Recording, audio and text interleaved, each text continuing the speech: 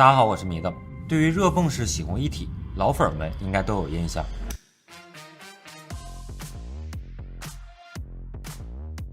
我们在直播间里说过很多次，是家里人口少又有着明确懒人需求的小伙伴们的绝对首选。为什么这么说呢？因为它真的是懒人福音啊，使用起来极其方便。睡前把脏衣服扔进去，一觉醒来就能直接穿或者收进衣柜，免去了中途转移衣物的麻烦。就这一点来说，洗烘一体是无可替代的。刚好又到了让南方小伙伴们闻风丧胆的梅雨季了，这种衣服晾不干甚至发霉变味的日子是相当难受啊。再加上很多家庭原本的阳台或者卫生间只留了标准的60厘米的尺寸，空间彻底锁死了，根本塞不下叠放的洗烘套装。这个时候，一台省空间的热泵式洗烘一体成了刚需。不过大家心里可能都有个疑问，洗烘一体机毕竟是一体化的设计，它在处理日常衣物的时候很省心，但是对于厚重的大件时候，会不会表现得不如洗烘套装呢？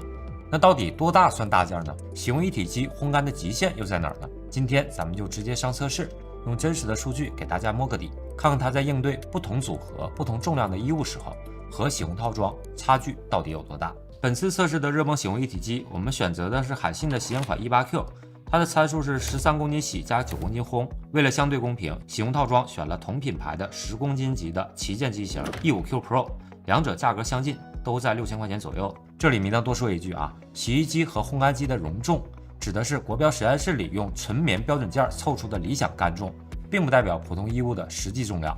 由于体积不同，尤其是秋冬的衣服，往往塞入5-6公斤就已经是极限了。为了模拟真实的使用场景，以及测出到底多大算大件衣物，我们分出了4种衣物组合进行烘干测试，重量由低到高分别是夏日组合、夏被组合、床褥组合和冬日组合。洗涤模式统一选择快洗，洗涤8分钟，漂洗1次，脱水转数1200转。烘干模式方面，洗烘套装有先天优势，模式选择很多，但是这台洗烘一体只有 AI 制烘一种，所以2台我们都统一用制烘模式。首先看总重近2公斤的夏日组合，由4件短袖、3条短裤、2件衬衫组成。从烘干效果上来看，2台机器都完全烘干了，测出的水分数值低于洗前状态，褶皱程度也没啥明显差异。只是洗烘套装花了1小时10分钟，洗烘一体花了4小时13分钟。这说明对于轻薄小件，洗烘一体完全能拿下，就是慢一点。紧接着我们增加难度上床褥组合，是一整套4件套加2条浴巾，重量是3.6公斤。这轮2台机器也都烘干了，洗烘套装用了2小时33分钟，洗烘一体却花费了将近6个小时，其中床套的褶皱看着要更多更深一些。这样看来，常规的4件套洗烘一体也能胜任，只是耗时确实有点久啊。那么如果是背心呢？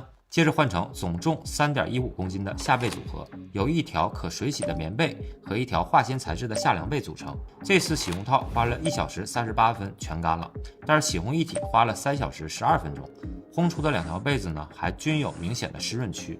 棉被在湿润区的水分值为刚洗完时候的1半，属于半干状态。夏凉被的则比洗完时略干了几个百分点。可以看出来，像背心这种容易吸水且体积庞大的物品，就已经超出了洗烘一体的能力范围，属于它有点搞不定的大件了。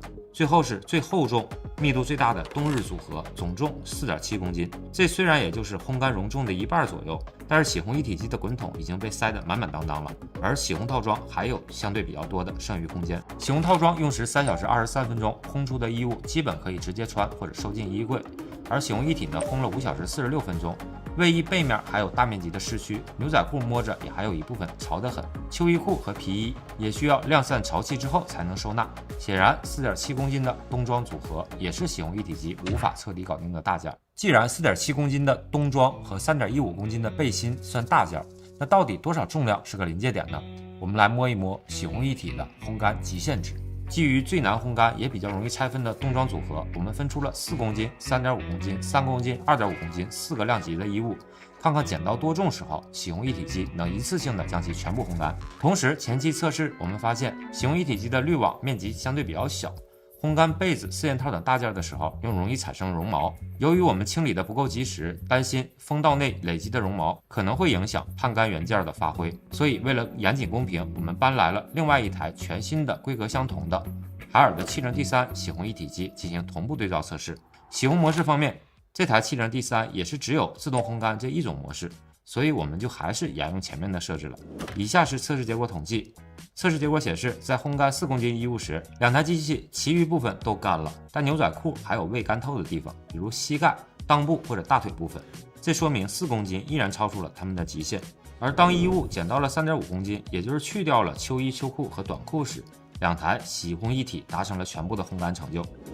更轻的3公斤衣物组，两台机器也都是全干的状态。现在我们可以解答多大算大件了。整体来看，对于洗烘一体机而言，超过3.5公斤的厚重的秋冬衣物，或者是像背心这种容易吸水且体积庞大的单品，就算是难以彻底烘干的大件了。在这方面，它对比洗烘套装确实还有一定的差距。但是如果干重控制在大概3.5公斤以内，这差不多是一个人秋冬2套外衣的量，或者是单洗1套4件套或者浴巾。只要你愿意多花点时间，它是完全能胜任的。毕竟在最需要干衣机的梅雨季节，气温已经不低了，单次换洗的衣物重量也不会太大。如果家里实在没有空间塞下洗烘套装，换一台热泵式洗烘一体机绝对够用。最关键呢，还是要看你的生活习惯。如果你是泛懒星人或者记性较差，经常让湿衣服在洗衣机里放到变味才想得起来晾，那直接上热泵式洗烘一体机会省心得多，绝对是你的懒人福音。好了，本期视频就到这里，这里是懒得晾衣服的迷呢，我们下期再见，拜拜。